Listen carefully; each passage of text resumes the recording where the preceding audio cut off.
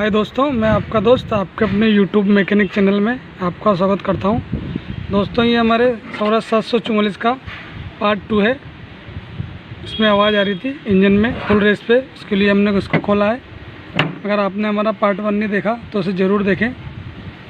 तो आप देख सकते हैं ये जो हमारे बुश है, ये पुराने बुश है। हम वापस पुराने बुश लगा रहे हैं इसमें, क्योंकि इसमें कोई दिक्कत निकली नहीं। तो हम इसको वापस पुराने बुश लगे हुए फिट कर देंगे। लगाओ फिर। तो इस तरीके से हमें इसकी ये कनेक्टिंग लगा लेना है, और कनेक्टिंग लगा के हम इनको फिट कर देंगे। और फिर आपको दिखाएंगे कि इसकी मेन वजह क्या थी, किस वजह से हमारे जो ट्रैक्टर में आवाज़ बन रही थी, और वो भी सिर्फ एक ही पिस्टन इसके टच हो रहा था। तो उसकी पूरी जानकारी हम इस वीडियो में आपको देंगे। तो आप ये वीडियो पूरा लास्ट तक देखना, तभी आपको पूरी जानकारी मिलेगी। हाँ, तो दोस्तों, हमने इसके ये तीनों पिस्टन फिटिंग कर लिए हैं, आप देख सकते हैं। और ये हमने इन दोनों का कार्बन साफ़ कर लिया है, 1 नंबर और 3 नंबर का। और 2 नंबर का मैंने कार्बन नहीं साफ़ किया है, ताकि आपको दिख सके आराम से। ये वही पिस्टन है 2 नंबर। तो अब हम आपको बताएंगे इसमें कि आखिरकार प्रॉब्लम इसमें किस जगह है, और इसमें क्या प्रॉब्लम है, और किस वजह से ये जो हमारा फुल रेस देने पे कट की आवाज़ आ रही थी, उसकी पूरी जानकारी हम आपको इस वीडियो में देंगे। तो हम इसको आपको नाप के बताएंगे कि आखिर प्रॉब्लम किस जगह है। तो दोस्तों, हमने इसको जब नापा तो इसकी प्रॉब्लम हमें पता पड़ी कि इसकी जो ये कॉलर है इसकी स्ल्यू की, ये थोड़ी ज़्यादा डाउन है। और ये जो इसकी जो इस वाले की जो कॉलर है ये कम डाउन है। आप वीडियो में भी देख सकते हैं, इसमें ज़्यादा कॉलर बनी हुई है और इसमें कम बनी हुई है। एक इसमें भी हमारे इसमें कम बनी हुई है। अब हम इसको नाप के चेक करेंगे कि इसकी क्या पोजीशन आती है।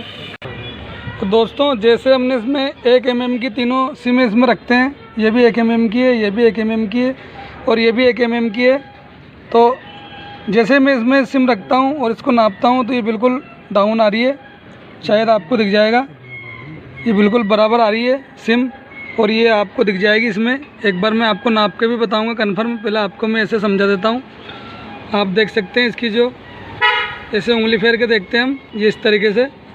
तो ये क्या थोड़ी ऊंचाई में है, और ये वाली जो मेरी सिम है तो ये बिल्कुल बराबर नज़र आ रही है मुझे इसमें। अब मैं इसको आपको नाप के दिखाऊँगा कि इसमें कितना फ़र्क है।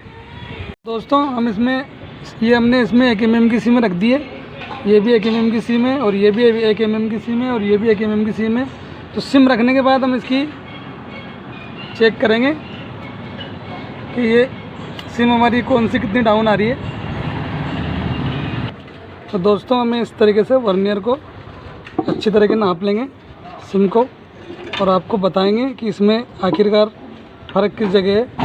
तो सबसे पहले हमने ये सिम नापी, तो ये आप देख सकते हैं, ये जो हमारी सिम है 0.48 आ रही है। शायद आपको इसमें नहीं दिखेगा, तो मैं आपको इस तरीके से दिखा देता हूँ। ये 0.48 आ रही है, 0.48। तो हम इसको ये वाली सिम नापेंगे अब 2 नंबर की। इसकी देखते हैं हम कि किस जगह इसका देता है। तो मैं इसको नाप लेता हूँ और इसको लॉक कर लेता हूँ। लॉक करने के बाद हम इसको चेक करेंगे। तो दोस्तों, ये इसकी सिम है, आप देख सकते हैं। सिम वो इसमें 1 mm की है, और इसमें 0.31 आ रहा है, और इसमें 48 आ रहा है। इसी तरीके से मैं इसकी सिम नाप लूँगा, ये 1 नंबर वाली। तो इसमें कितना आता है। तो दोस्तों, इसमें ये 58 आ रहा है, 0.58 आप देख सकते हैं। ये 0.55 सॉरी, इसमें 2-5 पॉइंट का फ़र्क चलता है। तो इसमें एक बार और हम इसको अच्छी तरीके से नाप लेते हैं 1 नंबर वाली को, ताकि हमें कंफर्म हो जाएगा कि इसकी क्या साइज़ है। इसको मैंने नाप के और लॉक कर दिया है। इस तरीके से हमें इसको नाप के और लॉक कर देना है। तो ये आप देख सकते हैं, ये भी वही आ रही है। तो एक बार और मैं इसको चेक कर लेता हूँ, अभी मेरे कंफर्म नहीं हो रहा है। तो इसको इस तरीके से एक बार और चेक कर लेते हैं, इसको लॉक कर देते हैं। अब इसको देखेंगे हम। तो ये देख सकते हैं दोस्तों, हमारी जो 2 सिम है तो बिल्कुल बराबर हवा आ रही है, 50, 51, 55। और ये जो वाली सिम है, ये वाली सिम मेरी बहुत ज़्यादा डाउन है, 2 नंबर की। इस सिम को मैं जब नापता हूँ इसी तरीके से इसको लॉक करके आपके सामने नाप रहा हूँ मैं। तो ये इस जगह आ रही है हमारी 35, 0.35। तो दोस्तों कहने का मतलब ये है कि ये 0.20 पॉइंट डाउन है ये। तो हमें इसमें 20 पॉइंट बढ़ाना पड़ेंगे।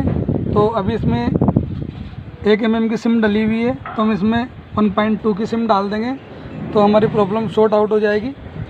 तो दोस्तों कभी कभी ये ऐसी प्रॉब्लम भी आ जाती है ट्रैक्टरों में, तो उसमें भी हमें अगर वो ओरिजिनल सामान डालते हैं इसमें तो इसमें कोई दिक्कत नहीं थी, पर जब इसमें लोकल सामान डल गया तो हमें इसका बम्पिंग क्लीनर निकालना बहुत ज़रूरी हो जाता है।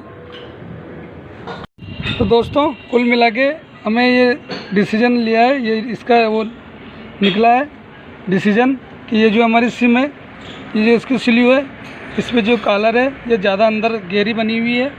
और ये जो हमारी सिम 1 mm की तो है, पर ये अंदर ज़्यादा बैठी हुई है, इसलिए हमारा पिस्टन टॉप पे आ रहा है, इसलिए हमारा वो पिस्टन जो है हेड के टकरा रहा है। और बाकी इन दोनों में इसको ये इसकी जो कॉलर कम बनी हुई है, ये जो वाली कॉलर है ये कॉलर कम है। तो दोस्तों वैसे ये इसमें प्रॉब्लम कभी आती नहीं है। क्यों ये प्रॉब्लम क्यों है? क्योंकि ये इसके जो लाइनर और पिस्टन है ये ओरिजिनल नहीं है, ये किसी दूसरी कंपनी के डले हुए हैं। कभी किसी ने खोला होगा तो उसने लोकल लाइनर पिस्टन डाल दिए हैं ये, क्योंकि मैंने इसके कंपनी की भी जानकारी ली है। तो इसमें ना तो ये उषा के हैं और ना ही ये किर्लोस्कर के हैं, तो इस वजह से इसमें फ़र्क आ गया। अगर दोस्तों वो मिस्त्री अगर इसके फिट करते टाइम अगर इसका बम्पिंग क्लीनर निकालता तो उसको ये प्रॉब्लम नहीं आती।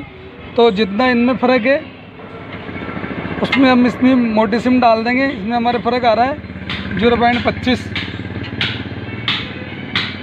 पॉइंट फ़र्क आ रहा है। 0.25 मतलब जैसे हम टेबिट मिलाते हैं तो इनटेक की पत्ती से टेबिट मिलाते हैं, अगर हम इसको थाव से जोड़ें तो 10 थाव फ़र्क है इसमें।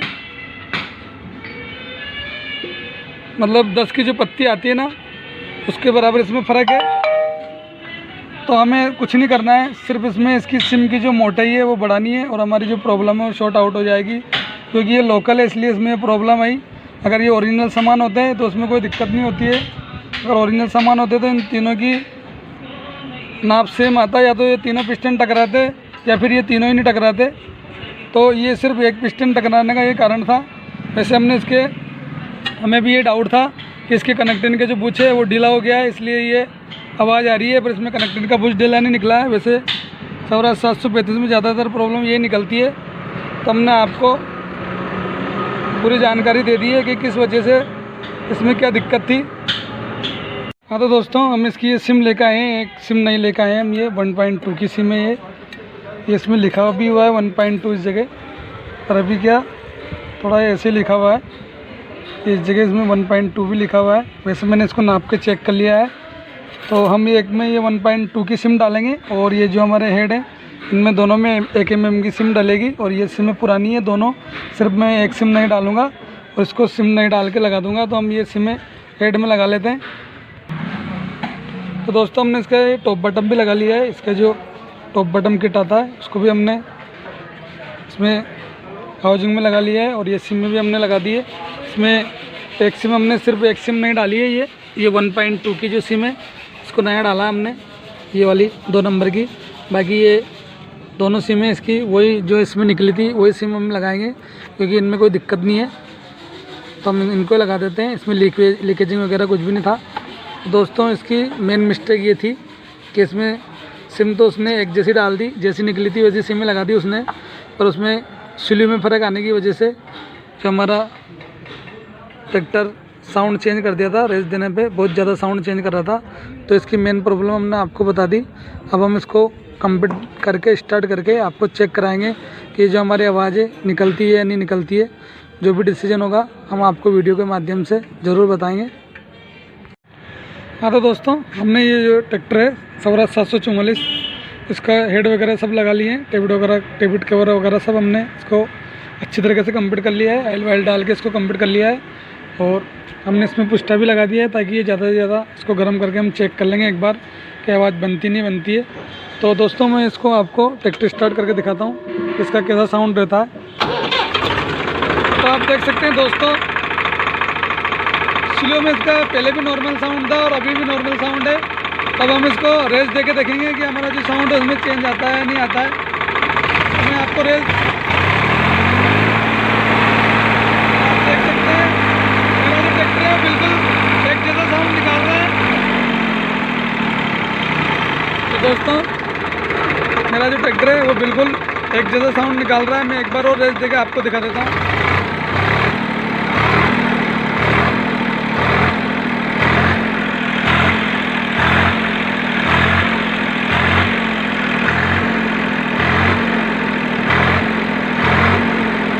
दोस्तों बिल्कुल कंप्लीट हो चुका है। पहले जब इसमें इसको रेस देके छोड़ता था तो इसमें कट कट कट कट की आवाज़ आती थी, तो वो बिल्कुल निकल चुकी है। तो दोस्तों आपने देखा कि हमने इसको किस वजह से खोला था और इसमें क्या प्रॉब्लम निकली है। तो इसलिए दोस्तों मैं बोलता हूँ कि अगर हम रिंग लाइनर पिस्टन नए डालते हैं तो हमें बम्पिंग क्लीनर चेक कर लेना चाहिए। और विशेष तौर पर अगर हम विदाउट कंपनी के अगर लाइनर पिस्टन डालते हैं तो उसमें तो हमें डेफिनेटली बम्पिंग क्लीनर चेक करके ही उसको या उसकी सिम में चेक करके ही हमें इसको कंप्लीट करना चाहिए, क्योंकि ये एक सिम की वजह से हमें इसका ट्रैक्टर वापस खोलना पड़ा है ट्रैक्टर को। और ये ट्रैक्टर किसी ओनर ने अभी नया लिया है। हो सकता है कभी कहीं अगर कंपनी में कटा हुआ ट्रैक्टर था, ये हो सकता है अगर ये ट्रैक्टर कटा हो तो इसीलिए कटा है क्योंकि इसमें रिंग लाइनर पिस्टन नहीं थे। मैंने आपको दिखाया पर वो विदाउट कंपनी के थे। तो आपको इस चीज़ का विशेष ध्यान रखना है कि अगर हम रिंग लाइनर पिस्टन डालते हैं तो उसमें हमें बम्पिंग क्लीनर चेक कर लेना चाहिए। दोस्तों अभी तक के लिए ही, फिर अगले नेक्स्ट टॉपिक पर बात करेंगे नए वीडियो में। तब तक के लिए जय हिंद जय भारत।